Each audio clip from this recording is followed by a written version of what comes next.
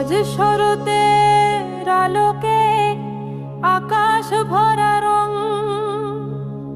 ঢাকের বাদ্যে বাজে উল্লাসের সুর সং।